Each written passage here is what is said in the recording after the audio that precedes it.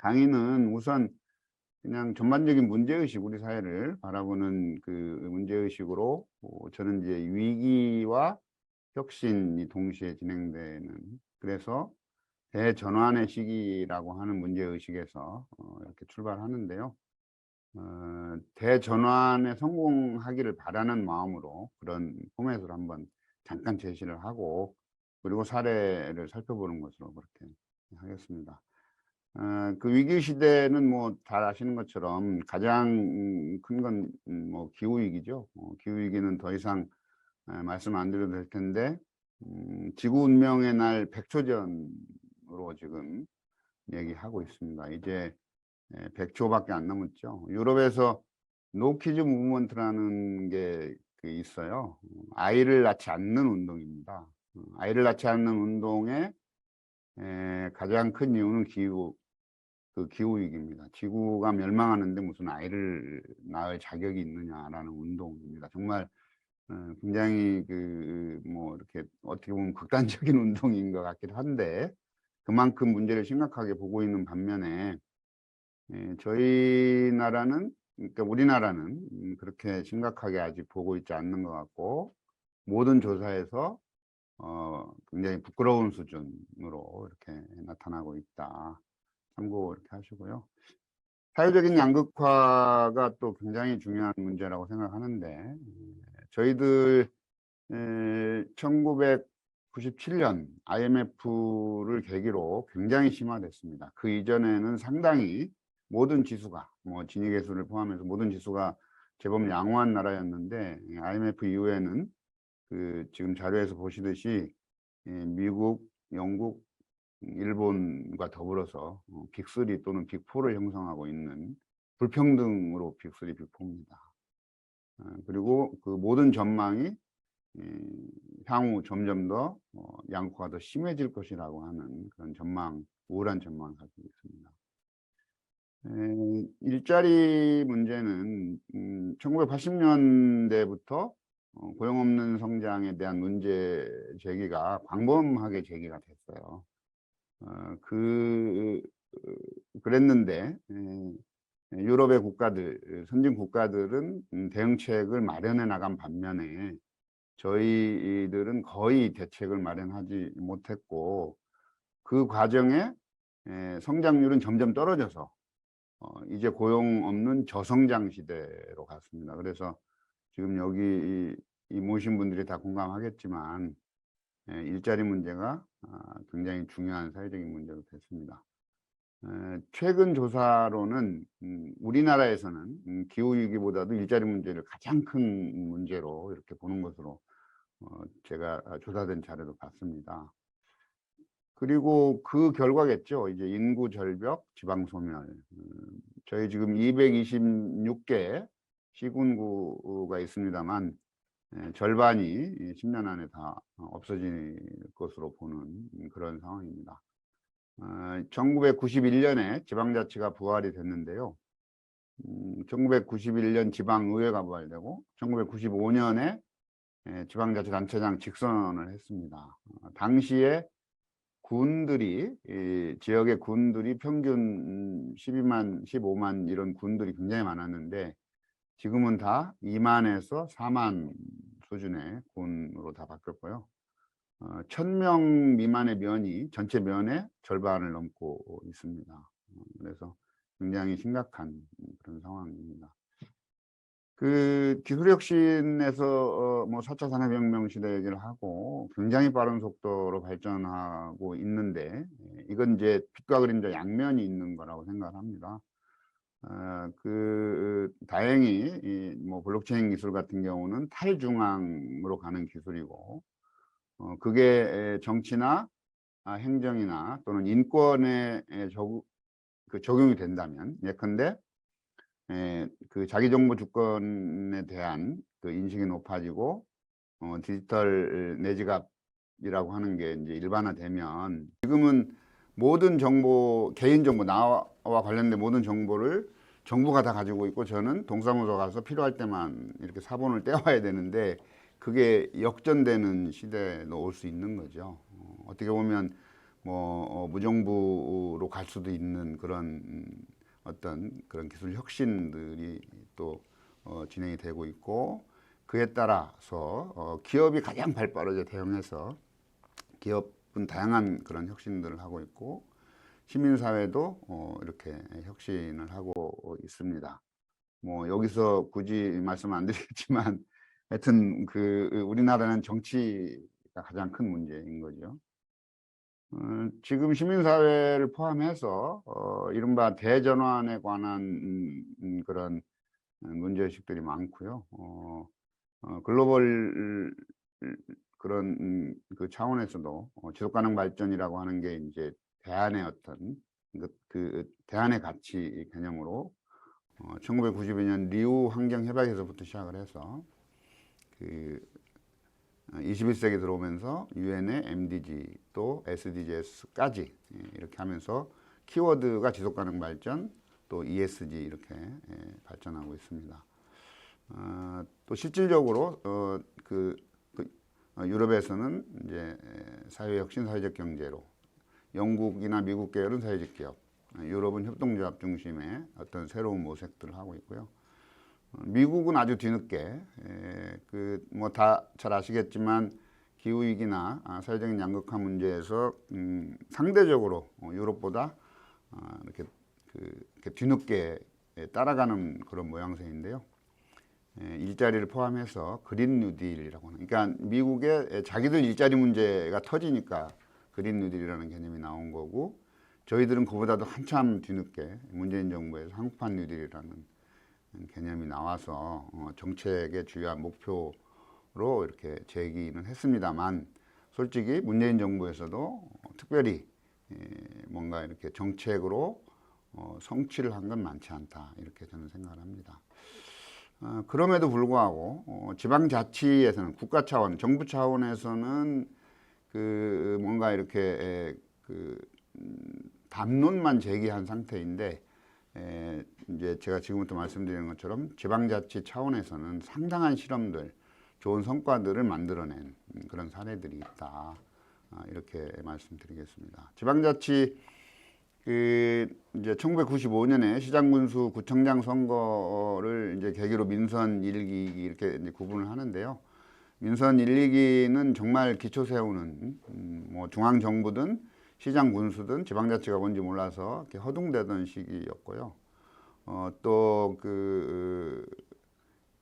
IMF 사태를 맞아서 재정도 굉장히 취약했던 그런 시기였습니다. 이제 IMF 위기를 극복하고 민선 3, 4기로 넘어갔을 때는 당시 한나라당이 시장 군수구청장의 다수를 이렇게 점하고 있었는데,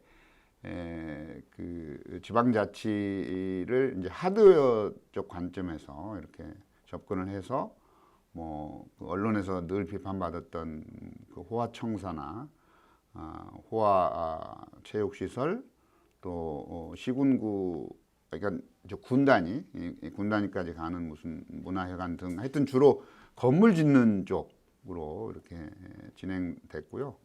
그런데 그게 쭉 잘 간 게 아니고, 또 2008년 9년에 미국발 경제위기가 다시 와서 지방자치단체들이 굉장한 어떤 어려움에 처해서 부도 파산 얘기들이 나오는 상황에 이제 민선 5기가 시작이 됐습니다.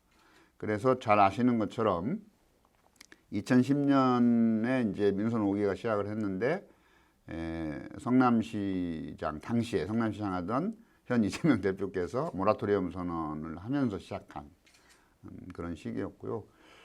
그래서 민선 5, 6기에는 굉장히 살림을 제대로 하려고 하는 노력들도 많이 하고, 또 지방자치에 대해서 민선 1기부터 4기까지 배운 것들을 토대로 새로운 어떤 접근을 하면서 혁신을 이렇게 시도한, 그리고 민선 7기 들어서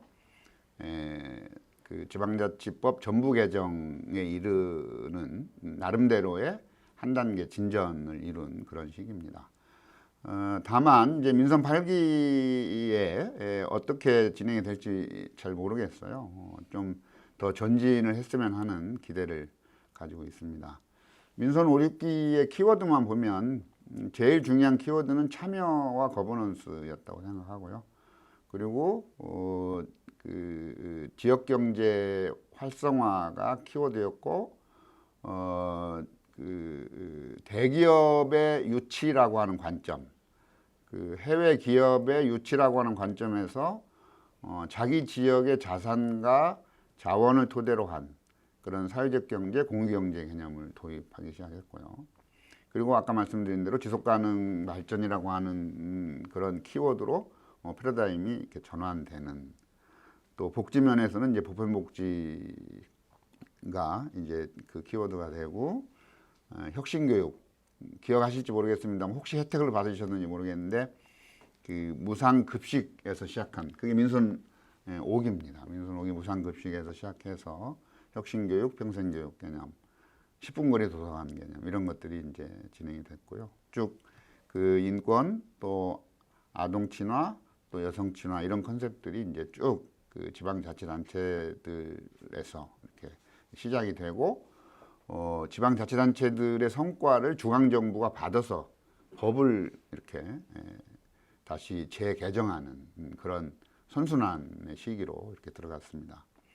민선 7기는 아까 말씀드린 대로 뭐 연방제 수준의 지방 분권을 약속을 하셨지만 거기까지는 못 갔고, 그러나 상당한 정도 성과를 내면서 특히 이 중앙부처가 자기들 소관 법령을 마음대로 재개정해서 지방자치에 악영향을 주는 사례들이 그 전에 많았기 때문에 그 자치분권 관련한 사전협의제도 도입을 하고, 그리고 잘 아시는 대로 정부 개정을 했고, 또 재정분권이 큰 성과는 없었습니다만 나름대로 이렇게 노력을 한 시기였습니다. 정부 개정의 가장 큰 그 키워드는 보충성의 원칙입니다. 그 이제 지역 주민 생활, 그러니까 그 생활 정치와 관련된 모든 사무는 원칙적으로 시군구의 사무여야 된다. 기초자치단체의 사무여야 하고, 기초단체가 처리하기 어려운 것만 시도가 하고, 또 시도할 수 없는 거를 국가가 사무로 이렇게 해야 된다라고 하는 게 이게 기본 원칙이고, 뭐 미영 또 유럽 하여튼 모든 선진국의 지방자치법의 가장 핵심 원칙입니다. 그게 지금 잘 안 지켜지고 있어요. 저희들은 아직도 조례를 만드는데 중앙정부에서 표준조례안을 내려보내고 이 표준조례로 통제하려고 하는 중앙정부가 존재하는 그런 나라고, 중앙정부의 사무를 이양해 달라고 이렇게 말하자면 거듭거듭 요청해도 이양을 잘 안 해주는 그런 상황입니다. 물론 뭐 이제 법으로 이렇게 원칙을 명시를 했기 때문에 민선 8기에 더 발전할 것으로 그렇게 기대를 합니다. 이제 아까 말씀드린 대로 참여와 소통, 거버넌스가 가장 핵심적인 그 민선 5기에서 7기까지 12년 동안 이룬 성과의 키워드라고 보는데요. 애초 시작은 행정정보 공개 조례, 행정정보 공개 조례부터, 그러니까 이제 지방의회가 출범하자마자 그 청주시에서 이걸 제기를 해서 논란 끝에 이걸 만들면서부터 이제 진행이 됐고요. 주민참여예산제는 2004년에 광주 북구에서 처음 시작을 했고 2011년에 법제화가 됐습니다. 그래서 모든 자치단체가 주민참여예산제를 이제 해야 하는 그런 게 됐죠. 그리고 이제 시민참여 기본조례 뭐 쭉 이렇게 발전을 했고, 주민자치위원회는 김대중 정부에서 그 동사무소라는 컨셉을 없애서 이렇게 주민자치위원회로 시작을 했는데, 박근혜 정부에서 주민자치회로 이렇게 전환하는 그 상당한 그 권한과 기능과 역할을 높이는 주민자치회로 전환하는 시범 실시를 해서 뭐 지금은 절반 이상, 전국 읍면동의 절반 이상이 주민자치회를 이제 꾸린 그런 상태가 되겠습니다. 읍면동장 민간인 공모라는 건 이런 의미가 있습니다. 뭐 지금 이렇게 제가 이렇게 이제 화면으로만 강의를 하니까 좀 어색하긴 한데요. 그 글로벌 스탠다드로 기초 지방 정부다 하면 인구가 10,000명을 넘지 않습니다. 그런데 저희 나라는 기초 지방 정부 인구가 평균 24만쯤 되고 있습니다, 지금. 그러니까 글로벌 스탠다드에 비추어서 보면 저희 나라 기초단체는 거의 광역 수준이라고 보시면 되는 거죠. 그래서 그 글로벌 스탠다드에 유사한 단위가 읍면동이라고 보면 될 것 같고요. 그래서 읍면동 그 주민자치를 활성화하기 위해서 그 박근혜 정부 그 초에 논의됐던 거는 사실 읍면동에서 공무원들이 전부 철수하는 거였습니다. 다 그냥 시민들 그 주민들한테 이렇게 돌려주는 거였는데 지금은 뭐 그렇게는 안 됐습니다만은. 그래서 읍면동의 주민자치가 그 이전의 단체자치에서 주민자치로 더 발전하기 위해서는 읍면동의 지방자치, 주민자치가 굉장히 중요하다라고 하는 문제의식에서 읍면동장들을 주민들이 선택할 수 있는, 직접 선거는 아니더라도 선택할 수 있는 기회를 계속 늘려가고 있는 그런 추세가 되겠습니다. 하여튼 이런 것들 이렇게 참고해서 사례를 이렇게 보면 주민참여예산제는 아까 광주 북구에서 시작을 했는데요. 민선 5기 들어서 가장 잘하고 지금까지도 이렇게 선도하고 있는 데가 서울 은평구라고 이렇게 되어 있고, 서울 은평구는 이제 유엔의 행정 혁신 사례로 이게 어워드에 올라갔다가 마지막에 잘 안 됐어요. 그런데 어쨌든 그만큼 국내에서는 가장 앞서가는 주민참여 예산제, 그러니까 주민참여 예산을 확정하는 과정에 최대한 은평 구민들이 참여할 수 있는 방법들을 개발하고 적용을 한 그런 사례고요. 그렇게 만든 예산을 주민참여예산위원들이 실질적으로 결제할 수 있도록까지 이렇게 하는 그런 노력들을 했어요. 지금은 더 아마 발전했을 거라고 보고요. 성남시가 가장 꼴찌로 했습니다. 꼴찌로 2011년 법이 제정됐음에도 불구하고 조례 제정을 안 하고 버티다가 2018년에 조례 제정을 했는데, 제가 그때 코치하기를 은평구에 가서 배워라 이렇게 해서 은평구 거를 거의 그대로 이렇게 많이 반영을 했어요. 그래서 성남시 주민참여예산제가 그런 대로 늦게 했지만 잘 하려고 노력하는 거니까 한번 사례를 살펴보시면 좋겠고요.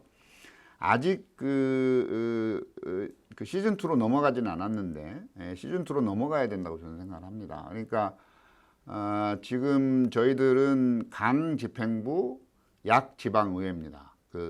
기관 구성이. 그래서 지방의회, 시의회, 군의회 사람들이 이 주민참여 예산을 하는데, 그렇지 않아도 시장 군수가 자기 마음대로 하는데 주민참여 예산까지 자기 선거운동을 한다, 이런 오해를 많이 해요.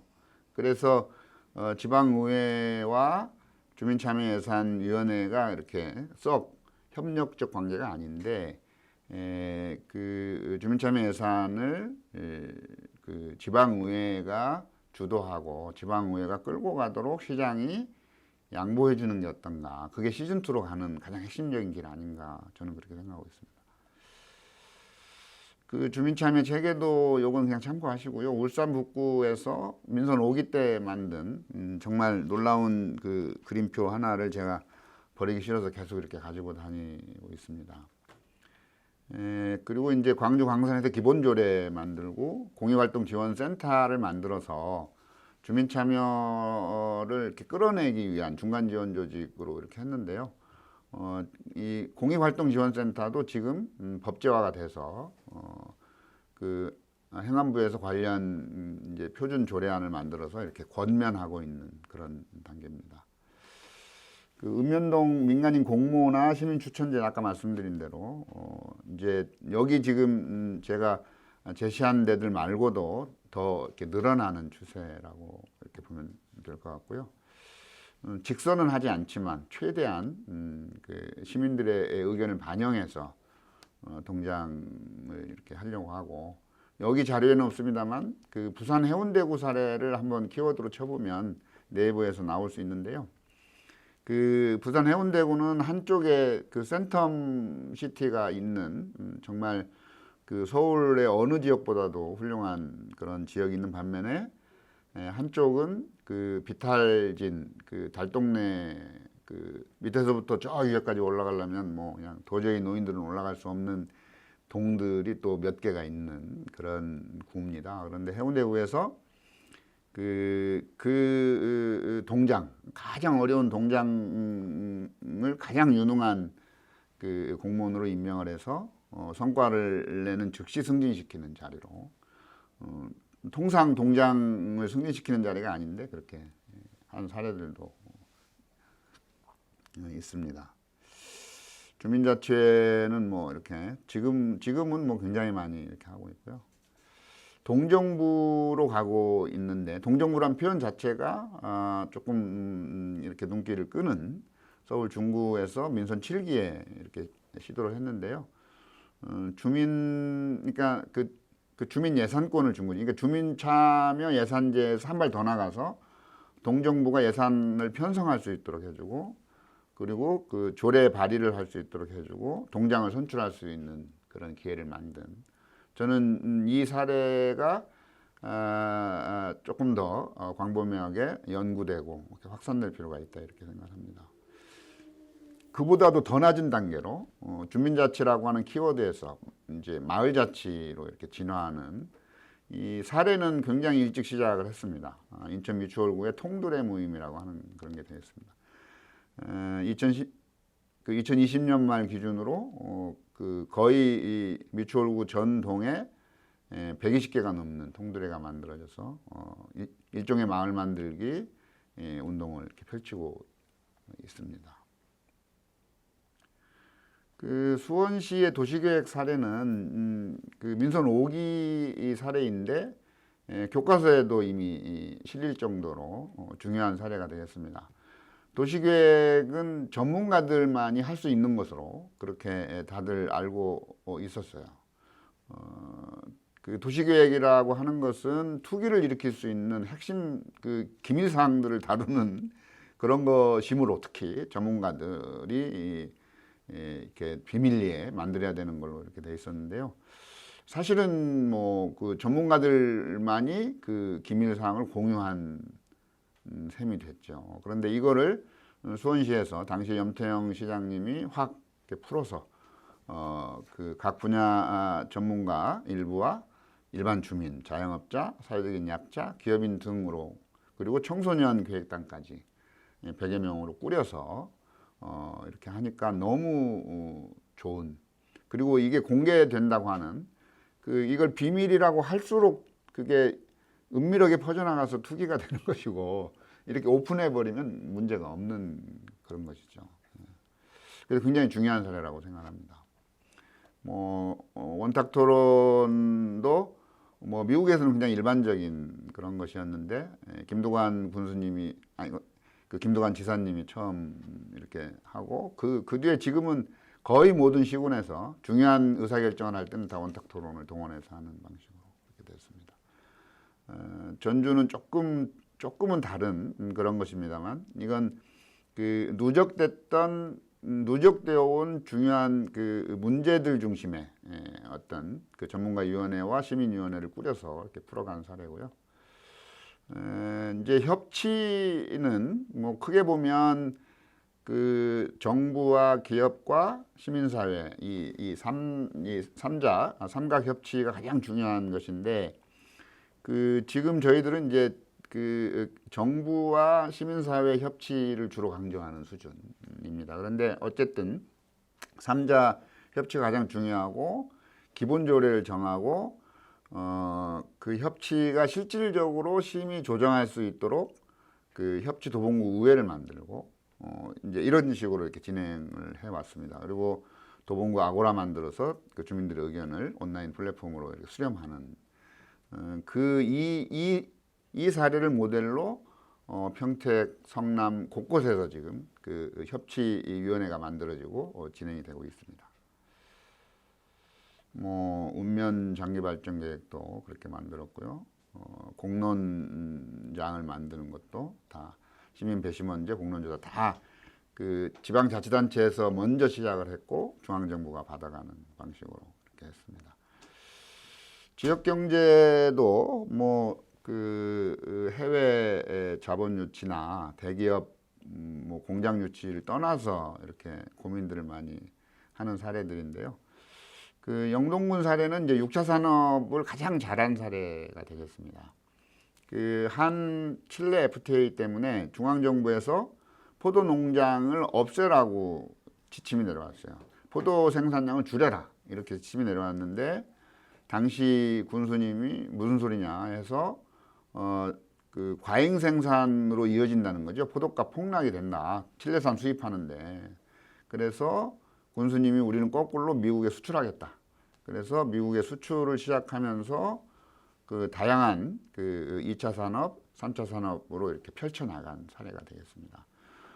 작년에 제가 다시 가봤어요. 영동에 다시 가봤는데 이제 이제 아들, 딸 세대로 이렇게 이어지면서 계속 진화를 하고 있는 그런 단계입니다.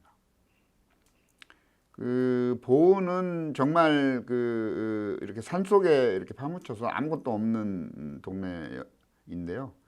그 민선 4기에 아까 말씀드린 대로 군청사도 크게 짓고 군청사 옆에 시립운동장도 크게 지어놨는데 뭐 빚은 많고 아무것도 할 수가 없는데 그 당시에 지소연 선수가 이렇게 뜨는 걸 보고 군수님이 야 우리가 여자 축구 리그전을 저 운동장에다 하자. 저 운동장 1년에 한두 번도 못 쓸 것 같은데 차라리 그냥 여자 축구 리그전 하자.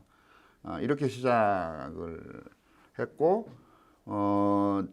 그 인근 뭐 군청에서 멀지 않고 시립운동장에서 멀지 않은 곳에 이제 스포츠 파크를 아예 대규모로 조성을 해서 그 일일 최대 5,000명이 동시 경기를 할 수 있는 그런 시설을 만들고 그러다 보니까 전지훈련을 가장 많이 가는 그런 고장이 됐습니다. 대추도 원래는 보은이 대추로 유명한 데가 아니고 경산이나 이런 데 훨씬 더 유명한데 생대추 축제를 해서 그걸 이렇게 말하자면 덮어버린 보은이 훨씬 더 원산지인 것처럼 덮어가는 그런 어떤 혁신 사례가 되겠습니다.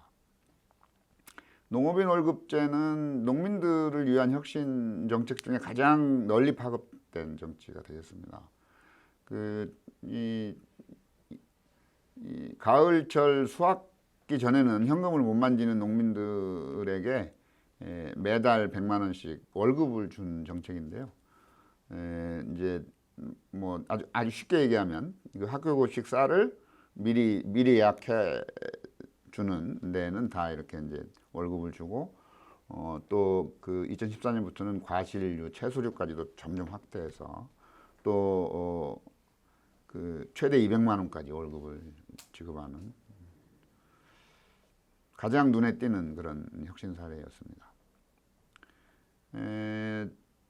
담양군은 그 민선 3기에 이미 생태와 인문학이라고 하는 컨셉을 도입한 아주 앞서가는 그런 사례입니다. 그 담양의 이 대나무 공예품이 이제 거의 팔리지 않는 그런 이제 제가 어릴 때만 해도 대나무 공예품을 많이 썼어요. 그 냉장고가 일반화되어 있지 않았기 때문에 대나무에다가 이렇게 음식을 넣어서 여름철을 나고 그랬는데 이제 그 사양화 내지는 완전 뭐 이렇게 무너진 대나무 공예인데 담양은 그래도 대나무다 이렇게 해서 중록원을 만들었어요. 그리고 생태니 대나무니 얘기를 한다고 그래서 민선 4기에 떨어졌어요. 미친놈이라고 그래서 떨어졌는데 실제로 그 중록원으로 연간 100만 명 이상의 관광객이 몰리는 걸 보고 놀래서 다시 민선 5기에 다시 뽑아줬어요. 그래서 네 번이나 군수를 하신 분인데 중록원 사례가 굉장히 중요하고요. 그리고 중록원뿐 아니고 생태 개념으로 전체 그 군정의 어떤 그 프레임을 생태 컨셉으로 이렇게 진행을 해 오셨고 그리고 메타세콰이어라고 하는 그 가로수길은 제가 어릴 때도 있었어요. 근데 거기에 길 딱 막고 돈 받는 그런 봉이 김선달 같은 정책을 해서 성공한 그런 사례가 되겠습니다. 순천은 그 순천만 생태공원이 굉장히 훼손돼 있었어요. 그러니까 민선 오기 초기에 제가 방문했을 때는 엉망이었고 공무원들 낮술을 하고 이렇게 이제 화토하는 수준의 동네였어요. 그거를 싹 다 걷어내고 그 에코벨트를 만들고 또 그 에코벨트를 지키기 위해서 정원박람회를 해서 정원을 이렇게 따로 한 사례가 되겠습니다. 그 순천은 이 순천만에서 에코벨트 그리고 다른 모든 순천의 자원을 그렇게 연결하는 어린이 관련한 학습시설까지 다 생태 컨셉으로 이렇게 만들어가는, 그래서 생태 수도, 본인들 생태 수도 이렇게 주장하는 그런 사례가 되겠습니다. 거창구는 그 정부 기관을 열심히 하나 이렇게 유치를 해서 또 그 지역에 있는 이제 그 대학교 또 뭐 고등학교까지 그 연결해서 스스로 이렇게 그 먹거리를 만들어낸, 그래서 엘리베이터 클러스터를 이제 맞으면 만들어낸 그런 사례고요. 야시장은 이 한옥마을을 이렇게 활성화한 그런 사례인데요. 사실 그 시장에 청년들을 위한 사회적 기업 몰을 만들어주는 게 사실은 쉽지 않았는데 굉장히 시장님이 적극적으로 노력을 하고 상인들을 설득해서 그걸 만들어주고 그게 대박나서 구도심 재생으로 이어진 그런 사례가 되겠습니다. 근대골목도 마찬가지입니다. 그 대구 중구가 이제 모든 시의 중구가 가장 옛날에 중심이었는데 지금은 굉장히 다 어렵죠. 그 공동화 현상처럼 그렇게 되어 있는데 점으로 흩어져 있던 그런 역사문화 자원들을 선으로 연결을 하고 또 그 선들을 연결한 것들을 이렇게 입체 공간화해서 그 구도심을 재생시키고 관광객들을 끌어모으고 한 사례가 되겠고요. 대구 달성구는 그 없던 그런 그 대견사, 이미 다 없어진 대견사를 중창을 해서 그러니까 그 대견사를 중창하는 게 목적이 아니고 그 승일현의 삼국유사를 스토리텔링하기 위한 작업을 한 거죠.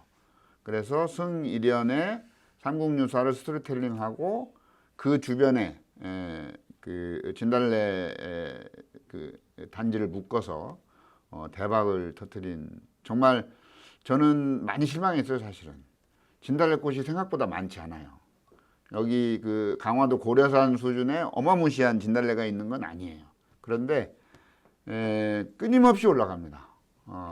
그 끊임없이 그 이렇게 이 전기 버스차가 끊임없이 그 올라가는 대박난 그런 관광지가 됐고요. 사문진 나루터도 마찬가지고 송해공원도 뭐 시간이 없으니까 그냥 제목만 말씀드리겠습니다. 송해공원보다 하여튼 사문진 나루터도 한번 가보시면 과거에 그 이제 하운이 중심이던 시절에 그 강으로 이렇게 모든 물동량들이 움직이던 그런 시절에 그 피아노가 거기로 들어왔다라고 하는 팩트 하나 가지고 피아노 100대 콘서트를 하고 그 뭐 평일에도 관광객들이 굉장히 많이 몰리는 그런, 저도 당연히 저도 가서 구경을 해봤습니다만, 산업문화유산도 뭐 당연히 이제 그 이게 이제 서유럽에서 많은 사례들이 있었고 그래서 그걸 이렇게 저희들도 이렇게 모방해서 이렇게 하는데요. 광명동굴이 이제 제일 유명한 게 됐죠. 이건 금광입니다. 옛날 금광 자리고 이 안에 이제 와인 동굴도 만들고 했는데 와인 동굴보다 더 큰 그런 그 홀이 있어서 무슨 여성 권투 챔피언전도 했고요. 그리고 프랑스 그 라스코 동굴벽화 순회전도 유치를 하고 굉장한 성과를 거둔 그런 곳입니다. 구로공단을 지벨리 산업박물관을 통해서 다시 엮어내고 있고요. 삼척탄자 아트마인은 굉장히 오래됐습니다. 민선 5기, 6기에 저희 희망제약소에서 가서 이렇게 노력해서 만들어준 그런 사례입니다. 희망제약소가 해준 게 조금 전에 얘기한 것 중에 여러 개 있습니다. 여러 개 그냥 지나왔는데, 그리고 이제 지속가능 발전이라고 하는 거를 비전화하고 그 비전으로 이제 그 모든 구정의 어떤 프로그램을 이렇게 짠 최초 사례는 부평구 사례가 되었습니다. 그래서 2012년에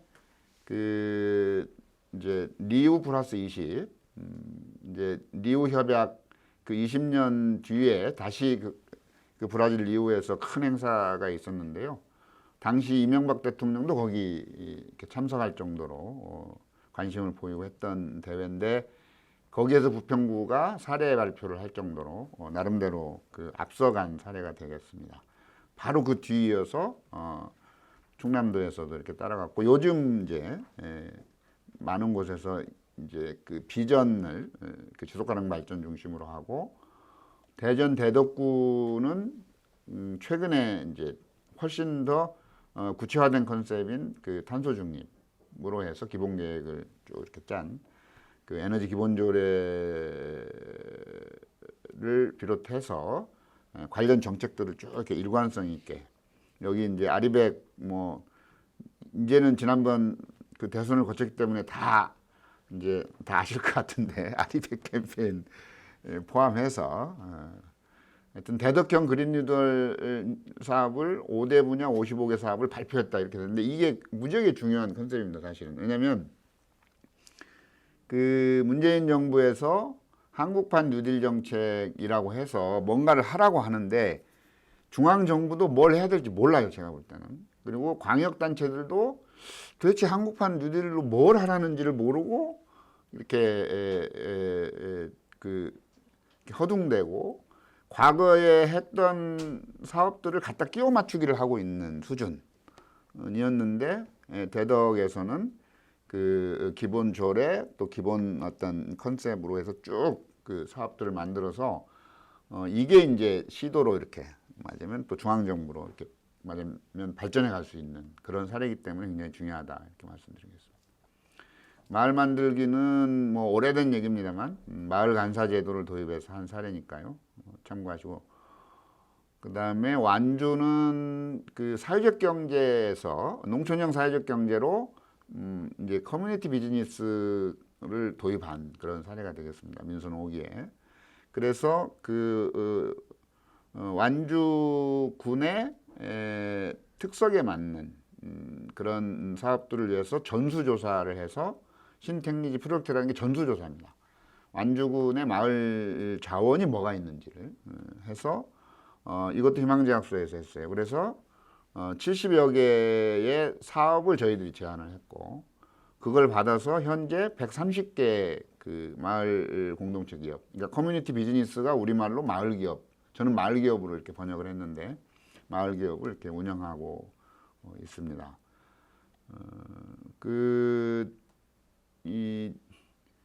이 사례는 당시 이명박 대통령이 2번이나 완주군을 방문해서 힘을 실어줬고, 중앙부처들이 앞다투어서 우리 마을기업 정책을 펴자 이렇게 했던 사례가 되겠습니다. 그게 이제 이 로컬푸드로 이어졌고, 지금 완주군은 그냥 로컬푸드 1번지를 가장 자기들한테 이렇게 맞는 컨셉으로 얘기하는데요. 같이 이어져서 전국적으로 로컬푸드 운동이 이렇게 일어나는 그런 게 되겠습니다. 성남시 시민기업은 사회적 기업이라고 하는 일반적인 컨셉하고 달리 시에서 용역을 줄 수 있는, 시에서 위탁 운영할 수 있는 분야들을 사회적 기업화한 사례가 되겠습니다. 과거 같으면 대개 시장님과 연결된 주목들한테 가는 그런 사업들을 시민 기업을 만들어서 그 운영하게 하고 시민 기업들을 다 사회적 기업으로 이렇게 하는. 좀 아쉬운 거는 시민버스는 이게 이제 협동조합 기본법이 만들어지기 전에 이렇게 진행을 하다 보니까 시민기업들이 그 상당수가 초기에는 그 주식회사로 시작을 했는데 시민버스에는 대주주가 나타나고 있어요. 그 사이에 이미 다 이렇게 매집을 해서 그래서 협동조합으로 안 넘어가고 거기는 대주주가 만들어진 사례입니다. 그러니까 뭐 당시 2011년에 협동조합 기본법이 만들어지기 전에 이게 진행된 사업이다 보니까 그런 아쉬움도 있지만 이 시에서 위탁한다는 거는 이익이 보장된다는 의미입니다. 그러니까 그 사회적 기업들이 이익이 보장되지 않고 그 중간에 이렇게 좌절하는 경우들이 많은데 좌절하지 않게 하면서 그 사업들을 또 이렇게 횡적으로 펼쳐갈 수 있게 하는 그런 사례가 되겠습니다. 도시농업 참고하시면 좋겠고요. 또 고창군 이건 뭐 이제 유네스코에서 지정을 해서 이렇게 한 사례고요. 탄소 제로 로컬 에너지도 어떻게 보면 지금 탄소 중립으로 가기 훨씬 전에 이미 제일 먼저 시작했던 뭐 이제 노원구 사례, 완주군 사례를 이렇게 찾아가서 이렇게 보시면 될 텐데 당시에 적정 기술에 대한 그러니까 논의가 활발해졌었고요. 적정 기술을 활용해서 정말 에너지 자립, 여기 이제 상도동에도 에너지 자립 마을이 있습니다. 그래서 이제 그런 노력들인데 그 에너지 자립이 안 되는 국내에서 제일 큰 이유는 그 원전 에너지 값이 너무 싸서 그렇습니다. 그래서 유럽은 에너지 값이 비싸서 그 로컬 에너지 자립 운동이 굉장히 활발하게 일어나는 반면에 우리나라는 원전 에너지 값이 워낙 싸서 이쪽 그 로컬 에너지 운동을 이렇게 힘있게 치고 나가지 못하는 제가 대덕단지에 에너지 연구원이 있습니다. 대덕단지에 가서 이렇게 문의를 해보면 유럽보다 훨씬 앞선 기술들을 우리가 가지고 있어요. 가지고 있는데 이게 현실에서 적용이 안 되고 있는 그런 아쉬움이 있습니다. 하여튼 그런 점을 참고해서 이렇게 좀 보시면 좋을 것 같고요. 고흥군 사례도 굉장히 좋은 사례인데 이제 그 멀쩡한 산을 깎거나 멀쩡한 논바닥에다가 이 태양광 시설을 할 게 아니고 이것도 굉장히 오래된 사례인데 2013년이니까 민선 5기 때 그 17만 평에 이르는 석산에 이렇게 그 에너지 자립 단지 그 태양광 시설을 만든 거였고요. 이게 그 군 전체 전력의 10%를 대는 그런 대규모 시설이었습니다. 그 밑에 해조류는 최근에 문제가 발생해서 좀 아쉬워요. 그러니까 해조류에서 바이오 에탄올, 그러니까 휘발유를 만드는 그런 그 실증 공장이었거든요. 저는 이게 다시 좀 부활이 됐으면 좋겠다는 차원에서 그냥 지우지 않고 이렇게 있습니다. 신안군은 이제 좀 이제 거꾸로 이제 슬로시티로 해서 중도 전체에 이제 유기농법을 하고 밤에는 불을 다 꺼버려요. 그래서 이제 그냥 이렇게 별만 쳐다볼 수 있게 하는 그런 정책을 끌고 갔는데요. 최근에는 여기 제가 정리는 미처 못했는데 최근에는 해상풍력 정책을 이렇게 크게 펼치고 있습니다. 그래서 신안에서 목포 해남으로 이어지는 해상풍력 벨트가 제대로 작동을 하면 제가 보기에 광주 전라남도는 다 해결할 수 있는 그런 정도의 대용량을 이렇게 고민을 하는데 그 대용량이고 또 그게 그 해양 생태계에도 어떤 영향을 주느냐 논란도 있고 그러긴 해요. 그런데 현재로서는 그 사업을 하는데 아까 성남시 사례처럼 그 군민 주주 방식으로 그 사업을 진행하고 있습니다. 그러니까 그 해상풍력을 몇몇 대기업이 들어와서 하는 게 아니고 군민들이 주주로 참여해서, 그래서 벌써 군민들이 배당을 받기 시작했습니다. 아직 그 초기 단계인데 이미 이 배당이 시작된 사례고요. 같은 방식으로 태백에서 지금 진행을 하고 있는 풍력 단지, 그렇게 이렇게 그 참고를 이렇게 하시면 네이버 들어가면 훨씬 더 자세하게 나와 있으니까 한번 보시면 될 것 같고요. 뭐 산암유산 대구 동구 사례, 이제 요거는 뭐 그냥 폐선 철교 위에 이렇게 아름다운 시설들을 만들고 한 사례고요. 문화소통의 공간으로. 물순환은 이제 그 시가지에 지금 뭐 기후 그 위기로 비가 막 집중해서 내리기도 하고, 또 그게 도심에 엄청난 그 홍수 피해로 이렇게 이어가는데요. 시가지 토지의 불투수면을 어떻게 투수면으로 다시 바꿀 것인가 하는 그런 어떤 실증 사업을 지금 뭐 실증 사업을 넘어서는 거죠. 어떻게 보면 안동시내 가장 그 중심거리에 안동시청이 있고 음식거리가 있고 탈춤공원이 있는 그 시설에 지금 진행을 하고 있습니다. 내년에 사업이 완료되는데요. 그렇게 되면 불투수 면적이 80%에서 10%로 줄어드는 그런 효과를 갖는 그런 혁신적인 사업을 지금 진행하고 있습니다. 아뜨레길은 민순 5기 때인데 그냥 참고로 한번 살펴보시면 좋겠습니다. 이 거의 뭐 이 사람들이 들어가려고 하지 않던 지하도가 완전히 카페가 된, 카페와 그 뭐죠? 저기 식물공장 뭐 이런 게 돼서 아주 멋있고 NHK가 여러 번 보도한 데고요. 괴산구는 이제 이건 지방 소멸 관련해서 미니 복합타운 실험을 지금 진행을 하고 있는 그런 사례가 되겠습니다. 이렇게 면으로 이렇게 쫙 펼쳐져 있는 그런, 정말 그분들이 좀 이렇게 거점 공간에 모여서 좀 이렇게 효율적인 어떤 그 지방 도시를 한번 운영해 보는 실험에 들어갔다고 보시면 되겠습니다. 사회복지는 뭐 제일 큰 혁신은 복지허브동이었고요. 서울 서대문구가 먼저냐 노원구가 먼저냐 뭐 이렇게 싸우는데, 노원구가 먼저 시작했는데 성공한 건 그러니까 성공한 건 서대문구가 성공을 해서 상을 받는 건 서대문구가 받았어요. 그래서 그 동의 기능을 이제 복지 이렇게 뭐라 그러죠? 복지를 이렇게 이제 이렇게 펼쳐주는 그런 사업을 하는 그 거점으로 만들었죠.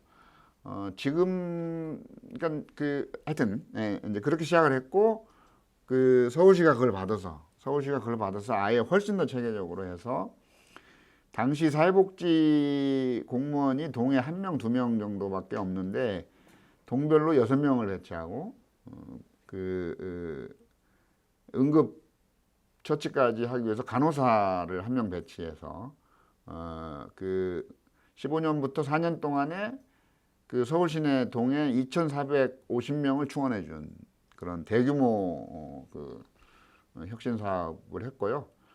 이걸 그대로 중앙정부가 다시 받았습니다. 행안부에서 받아가지고 이것도 모든 자치단체로 확산. 이건 뭐 아까 얘기한 주민참여 예산처럼 모든 자치단체에서 의무적으로 하도록 그렇게 됐습니다. 물론 도시형이 있고 농촌형이 있어 두 가지로 이렇게 내려갔는데, 거의 서울시 사례가 그대로 적용되는 것으로 그렇게 보면 되겠습니다. 고흥 사례는 그냥 참고하시고요. 성남시 공공의료는 당시에 홍준표 경남지사가 공공의료시설을 이제 폐원한 그런 거와 대비돼서 굉장히 중요한 사례가 되고 있고요. 뭐 화재보험, 뭐 무슨 자전거보험, 굉장히 적은 비용으로 주민들을 이렇게 위해서, 실제로 화재보험은 혜택을 본 데들이 많아요. 여기 지금 한 가구당 10,000원 냈는데 작년에 제가 이렇게 확인한 걸로는 벌써 3가구가 그 혜택을 봤어요. 버스 완전 공영제는 신안에서, 신안은 1,004섬입니다.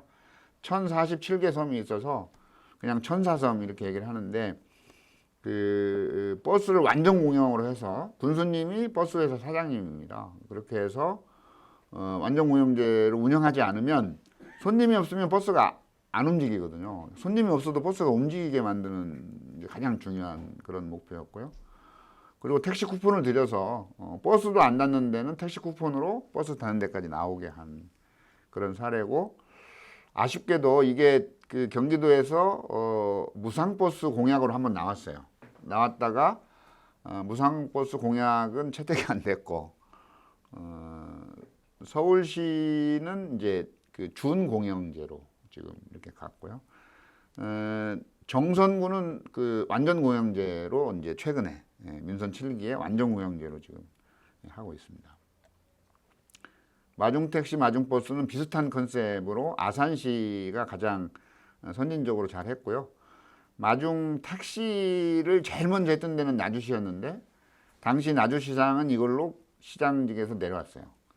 그 사전선거운동에 걸려서 당시 택시를 이렇게 지원하면 사전선거운동에 해당이 돼서 문재인 정부 들어서 뭐 100원 마을 택시는 완전히 전국적인 정책으로 그렇게 됐고요.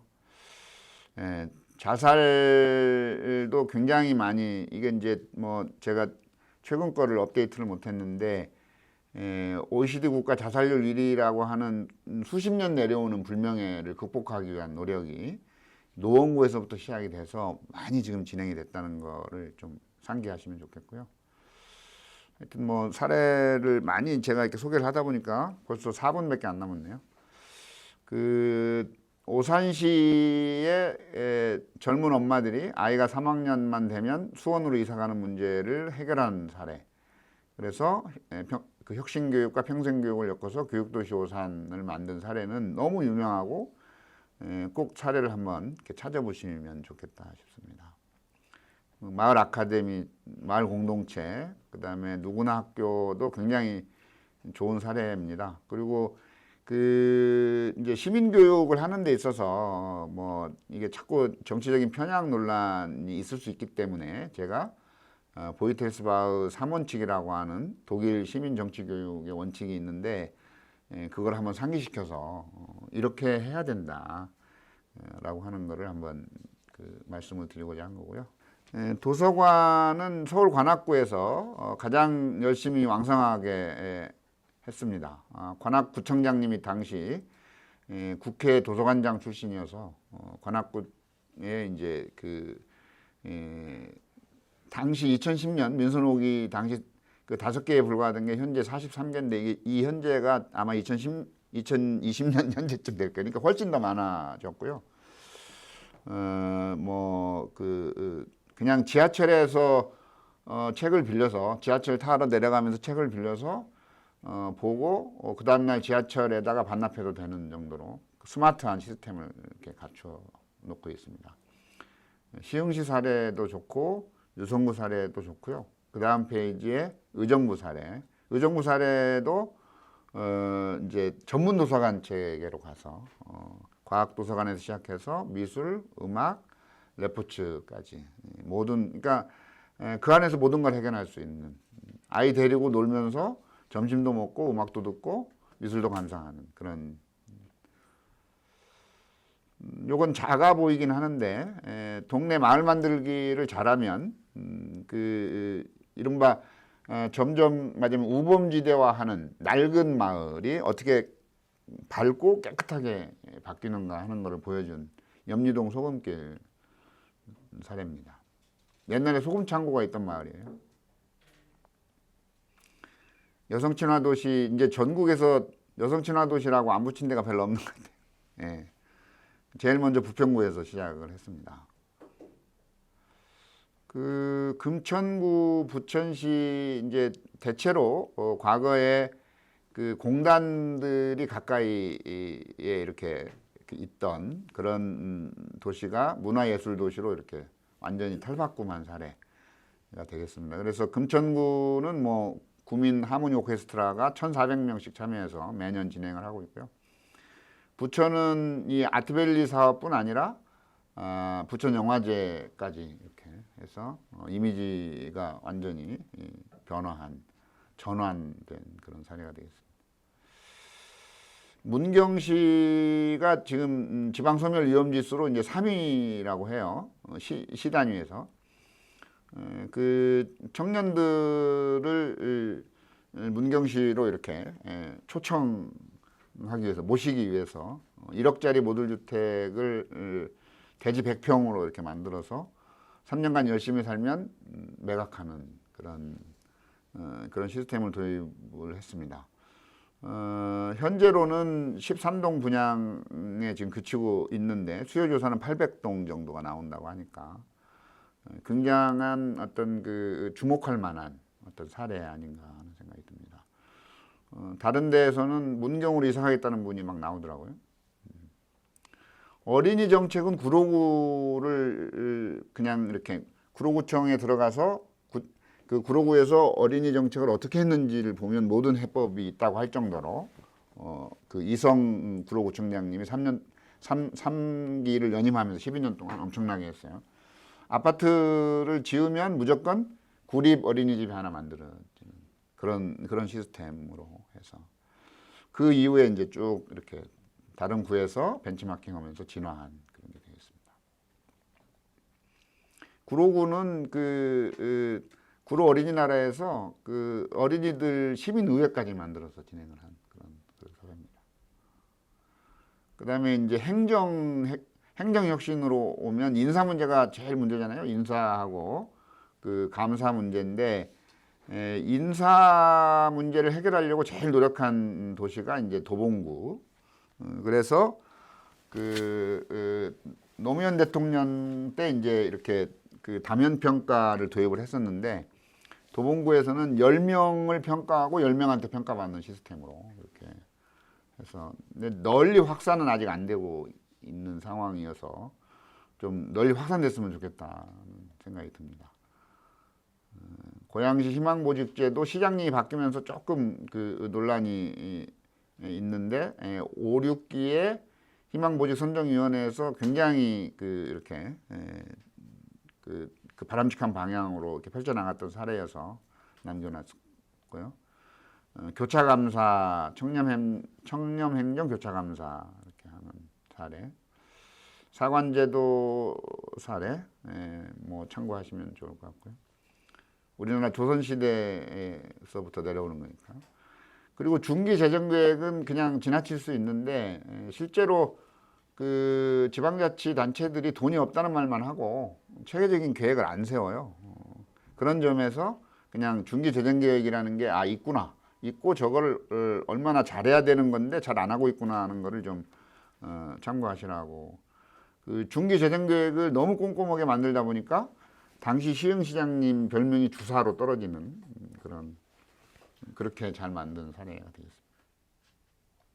재정진단을 하면서 이렇게 했던 사례도 참고하시고요. 중간 지원 조직들이 이제 많이 만들어졌어요. 민선 5기 오면서 마을 만들기, 뭐 사회적 경제 뭐 쭉 이렇게 만들어졌는데, 수원시에서 그거를 이제 이렇게 통합해서 재단화를 했어요. 지금 뭐 찬반 평가가 있을 수가 있습니다만, 이 현상 자체는 굉장히 주목할 만한 거다. 그래서 초기에 6개 센터가 이렇게 시작을 했는데, 지금은 12개 센터가 들어가 있습니다. 재단 안에. 그리고 이제 시군구 통합행정 사례는 대개 님비 시설들을 이제 이렇게 해서 해결한 사례고, 서울 동북 4구는 님비 시설이 아니고 동북 4구 자체가 서울시에서 가장 낙후한 곳이기 때문에, 본인들이 그렇게 인식하고 있기 때문에 공동으로 발전협의회를 구성해서 사회적 경제를 키워드로 발전 방안을 모색한 사례가 되겠습니다. 그리고 기술 발전을 행정에 연결시키고자 한 사례들이 뭐 여기 정리되어 있는 거 말고 무지하게 많고요. 대박이 난 건 이제 성동구의 스마트 쉼터. 이제 코로나 시절에 이렇게 터뜨려서 요즘 성동구청장님이 이렇게 굉장히 주목받게 되는 계기를 만들어. 근데 이게 스마트 쉼터부터 된 건 아니고 민선 6기 때부터 군수를 하셨으니까, 민선 6기 때 다른 서울숲 앞에 그 박스 오피스 만들면서 이제 뭐죠? 그 옛날 공단 지역을 완전히 이렇게 혁신을 했기 때문에 이제 주목을 받긴 하는데, 하여튼 기술도 그렇고, 피해 아스콘 문제도 약간 논란이 있는데, 어쨌든 친환경으로 해서 이렇게, 하여튼 쭉 제목만 나열되어 있습니다만 참고하시면 좋겠고요. 빅데이터는 뭐 서울시 심야버스 사례가 가장 큰 사례고요.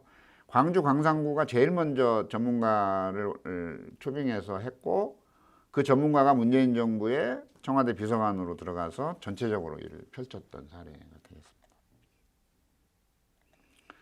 뭐 간단한 제안, 제가 뭐 여러 가지 제안 드릴 수가 없어서 간단한 제안만 하면, 지금 여기 참여하고 계시는 젊은이들이 뭐 다 이렇게 자기 고향도 있고 지금 사시는 데가 있을 텐데, 생각보다 자기 지역에 대한 관심이 떨어지고 잘 모르더라. 그래서 순천학, 익산학, 홍성학 이렇게 정말 옛날에 김유신도 삼국통일하기 전에 전국을 이렇게 돌잖아요. 그건 자연, 지리, 환경을 연구하는 작업이거든요. 우린 너무 모르더라. 제가 익산 출신인데, 익산이 호남의 관문이라고 하는데 어느 호 이남인지를 아는 사람이 없는 거죠. 영남이라고 하는데 어느 령 이남을 영남이라고 하는지를 모르는 거고, 호서지방이라고 하는데 어느 호 서쪽을 호서라고 하는지를 모르는, 아주 그냥 간단하게 예를 들면, 그래서는 좀 곤란하다. 자기 지역을 널리, 전국을 넓게 공부하고, 홍성군은 홍성군 안에 지금 대학이 2개 있는데, 그 대학은 홍성학이 교양 과목 필수 과목입니다. 그래서 교양 과목 필수 과목으로 홍성학을 들어야 돼. 그런 단계로 좀 발전했으면 좋겠다, 이런 거고요. 그리고 뭐 이제 미국, 영국과 더불어서 사회적 양극화가 엄청 심한 나라인데, 미국은 지역재단이 완충 역할을 굉장히 많이 하고 있습니다.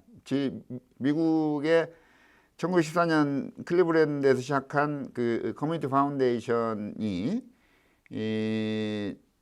2010년 기준으로 보면 1년에 8,700만 달러, 그러니까 1,000억을 쓰는 거예요.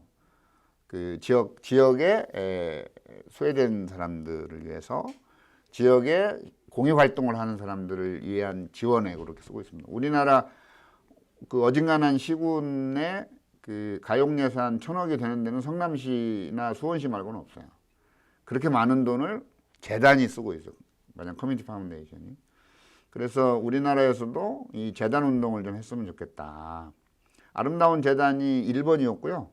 근데 아름다운 재단은 지금은 커뮤니티 파운데이션이라고 하기가 어려운 거고, 천안에서 2007년 시작해서 지금 쭉 만들어져 가고 있습니다. 그래서 더 많은 노력을 했으면 좋겠고, 이건 순수 민간으로만 꼭 할 이유는 없다고 생각합니다.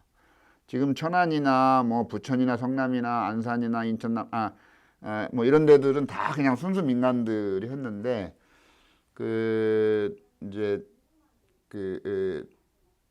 말하자면 협치의 틀로 시흥시 1% 복지단처럼, 또 광산구의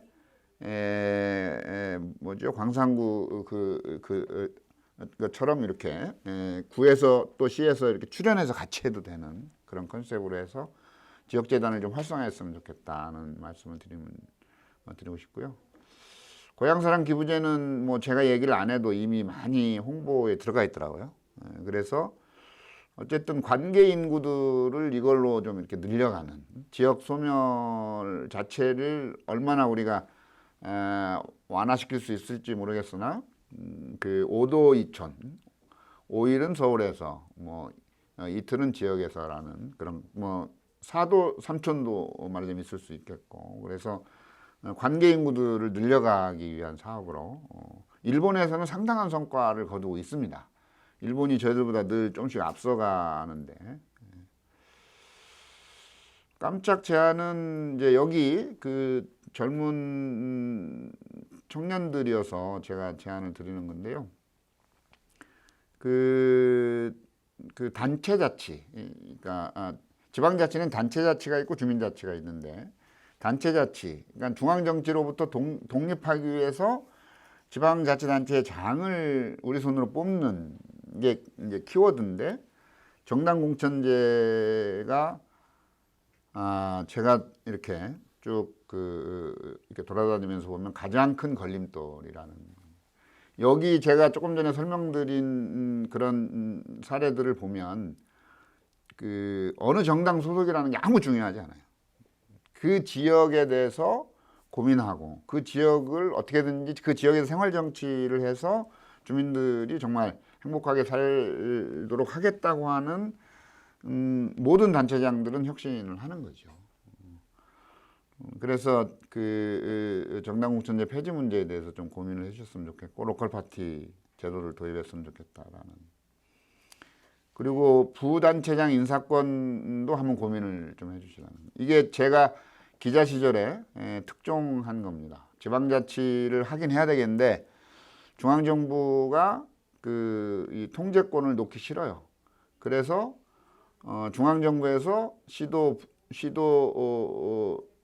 그러니까 부시장, 부지사, 또 시도에서 또 부시장, 부군수, 부구청장의 임명권을 실질적으로 행사하도록 만들어 놓은, 그래서 사실상 중앙 통제선을 만들어 놓은 거거든요.